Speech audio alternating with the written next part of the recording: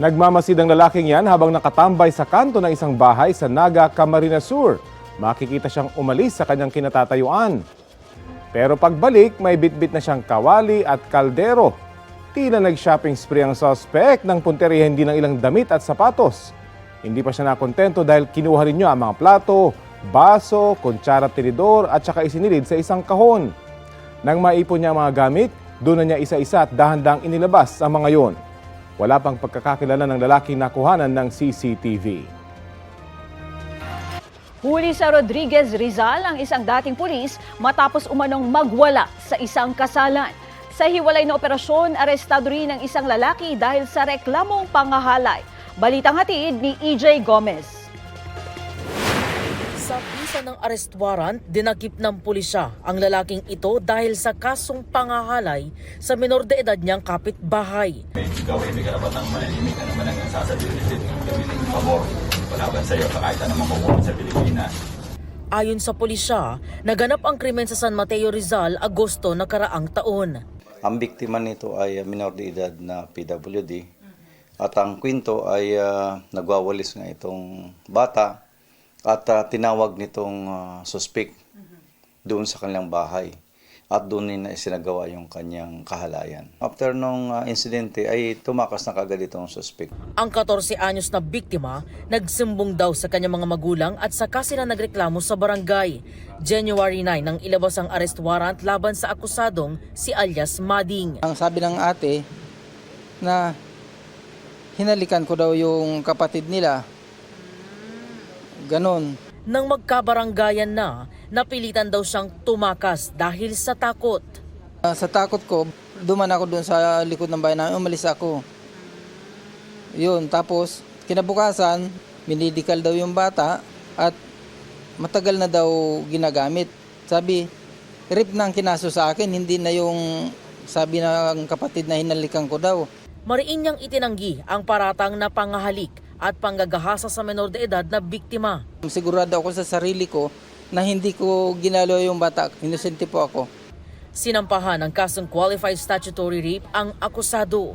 Sa isa pang operasyon ng Rodriguez Police sa Barangay San Rafael, naaresto ang 67 anyos na lalaki dahil sa pagwawala umano sa isang kasalan bitbit ang isang loaded na improvised submachine gun.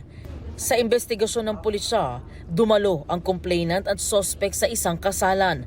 Ang simpleng batian, ikinagalit daw ng suspect. Dumating itong ating complainant ay nag-fist bump siya sa lahat ng mga kakilala niya. Then itong ating suspect ay ikinagalit yung kanyang pag-fist bump at ang sabi sa kanya, ang yabang mo, hintayin mo ako, babalikan kita. Makalipas ang ilang saglit, bumalik daw ang suspect at may dalang sako na may lamang baril. Ayon doon sa ating complainant ay inikutan sila doon sa likod nila and then binunot yung baril at pinagtulungan nila at naagaw nga nila itong baril. No? Actually, yung baril talaga loaded ng 30 rounds. Ang laman nito. Agad naman daw naawat ng mga tao at nagpapatrolya mga pulis ang suspect. Nakuha rin ang ginamit na baril at mga bala nito. Lumabas din sa investigasyon na ang suspect, dating pulis na miyembro daw ng PNP Crime and Investigation and Detection Group o CIDG. Ang rank nito ay sargento, SPO4. Tumangging humarap sa media ang suspect na nakadetain sa custodial facility ng Rodriguez Municipal Police Station.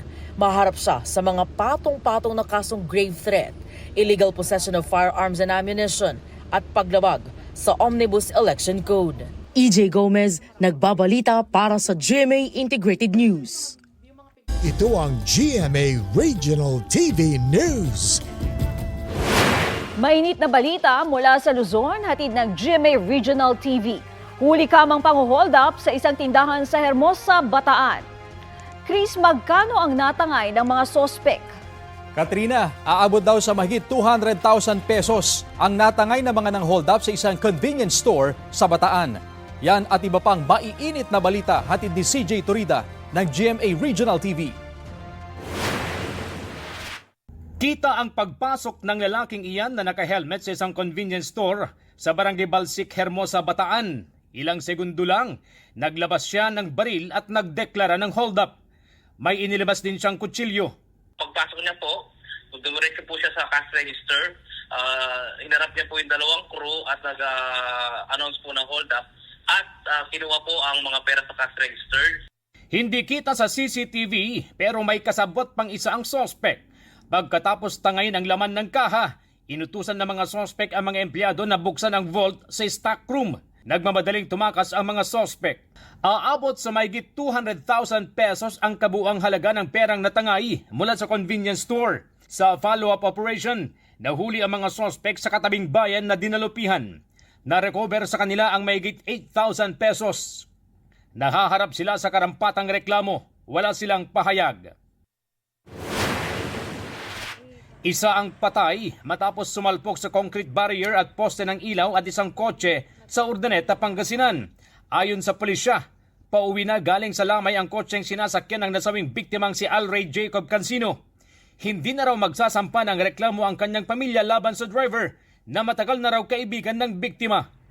Batay sa investigasyon, nakainom ang driver at mabilis ang patakbo. Wala pang pahayag ang nakaligtas na driver. CJ Torida ng GMA Regional TV, nagbabalita para sa GMA Integrated News. Arestado sa buy-bust operation na isang lalaki sa San Nicolas, Ilocos Norte. Ayon sa pulisya, nasabat sa high-value target ang 300 gramo ng hinihinalang shabu na nagkakalaga ng mahigit sa 2 milyong piso. Nakuha rin sa 31 anyos na sospek ang iba't ibang gamit sa pagbebenta ng iligal na droga. Nasa kustodiya na ng pulisya ang lalaki na naharap sa reklamong paglabag sa Dangerous Drugs Act of 2002 at wala siyang pahayag. Wednesday latest na mga mare at pare! Happy and grateful. Yan ang nadarama ng the one and only King of Talk, Boy Abunda, sa kanyang muling pagpirma ng kontrata sa Kapuso Network. Present sa contract signing ni Tito Boy, sina GMA President and CEO Gilberto R. Duavit Jr., Senior Vice President for Entertainment Group Lilibet G. Razonable at iba pang Kapuso executives. May special message naman para sa kanya si Chairman of the Board at Advisor and Chairman ng Programming Committee Attorney Felipe L. Gozon. Chika ni Tito Boy, mula sa pagiging publicist, hindi niya in-expect na papasukin ang mundo ng telebisyon. Isa raw sa proudest moments ng kanyang career ang pagtatrabaho sa GMA Films. Sa ngayon, abala ang King of Talk para sa 3 taon ng kanyang programa na Fast Talk with Boy Abunda. I'm grateful to have been given this chance and napatuloy kaming bahagi ng pakikipagkwentuhan sa nanay, tatay at kapuso na parati kong sinasabi. Maraming salamat din sa pagpapahiram ng 20 minutes araw-araw mula Lunes hanggang Biyernes. So, happy and grateful. You embody what GMA Network stands for. Credibility, integrity, and excellence. You manage to maintain your superior standard of professionalism and you stayed true to your values. Kaya nag-iisa ka lang, Boy. Nag-iisa lang ang Boy Abunda. Boy is a ray of light. You know, in the changing world, di ba?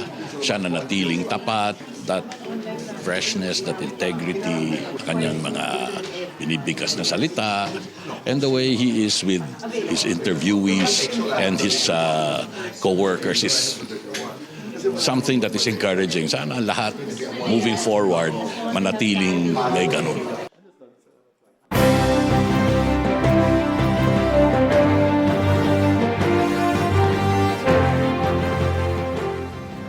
"82 days na lang bago ang eleksyon 2025. Ang ilang tumatakbo sa pagkasenador patuloy ang pag-iikot sa iba't ibang lugar sa bansa bilang bahagi ng kanilang kampanya.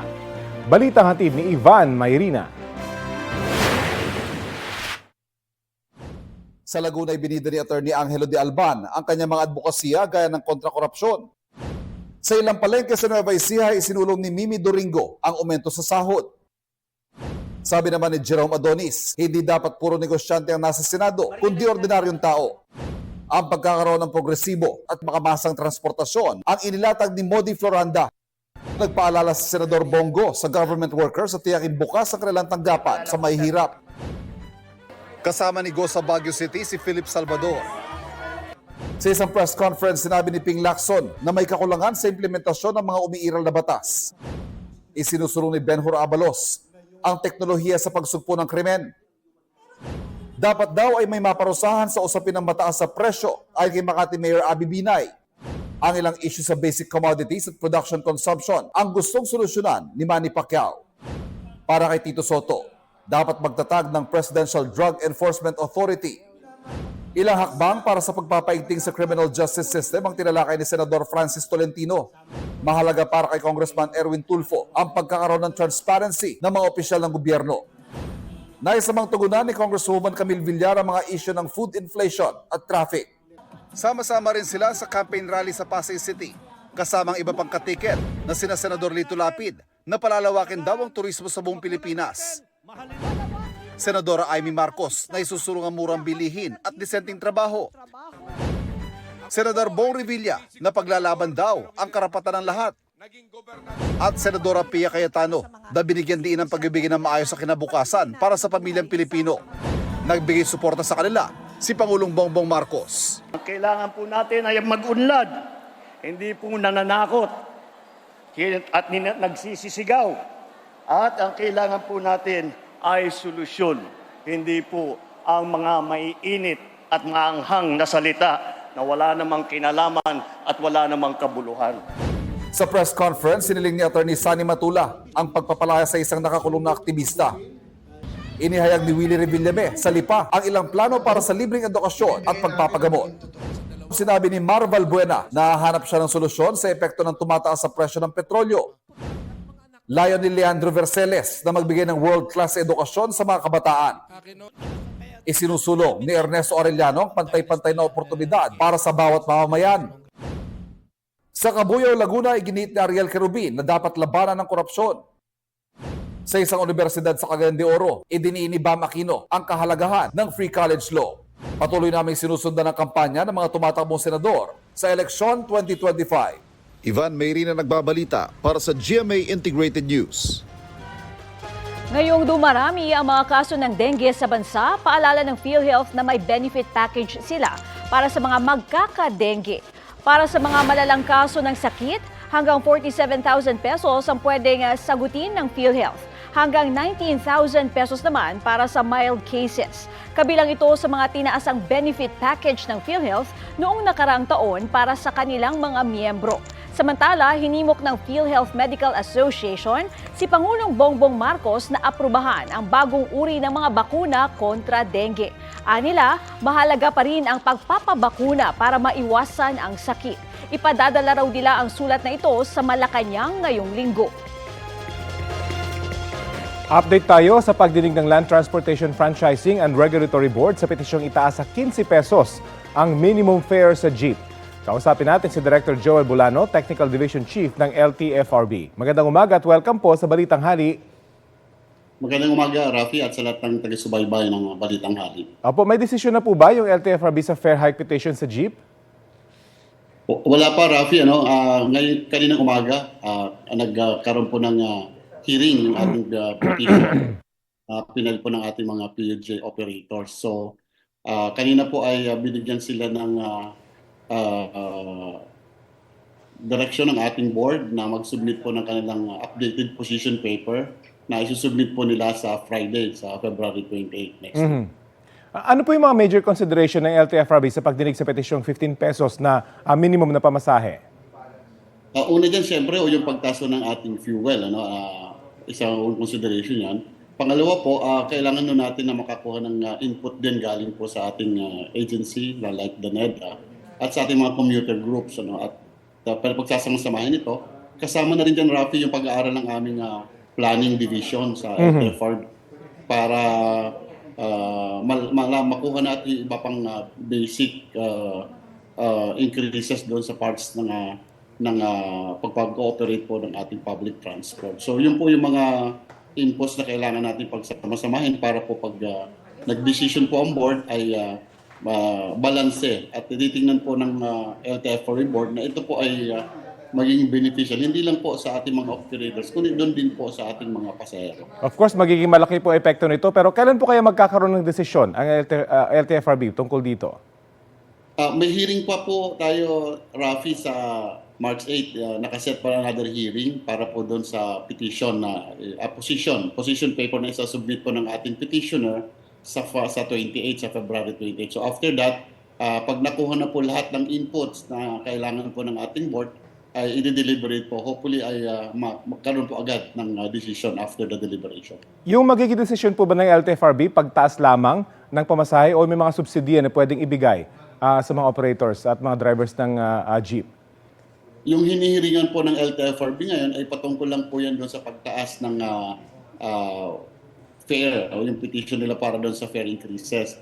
Patungkol naman po doon sa ating mga subsidiya, meron pa rin po inilaan ng ating pamahalaan para sa 2025 para po doon sa fuel subsidy program po ng pamahalaan natin for 2025. Hindi lang po mga jeepney operators yung humihingi ng fare hike, hindi ho ba? Kumusta po yung mga humihingi naman ng fare hike para sa bus at mga taxi? Opo, yung po sa bus naman po ay patuloy pong dinidinig din po ng LTFRB at nakaset din po sila na mag-present ng kanilang position paper sa sa susunod po na hearing para po naman doon sa kanilang dahilan para doon sa kanilang pag-increase ng kanilang fare. Nabanggit niyo po ang isa sa mga major consideration, yung pagtaas ng fuel price, hindi ho ba? Ngayon po talagang pataas ng pataas, kung bumababa man, maliit lamang. So, gaano kalaki yung posibilidad na maaprubahan yung 15 pesos na fare hike petition? Actually, isa lang yan na Rafi sa mga basis ng board. Kaya hindi pa tayo makapagsabi ngayon. Ayaw naman natin i-preempt yung decision ng board. Pero again, yung pag-increase po ng fuel ay isa ho yan sa consideration na tinitingnan po ng board. Okay, maraming salamat po. Director Joel Bulano, Technical Division Chief ng LTFRB. Thank you.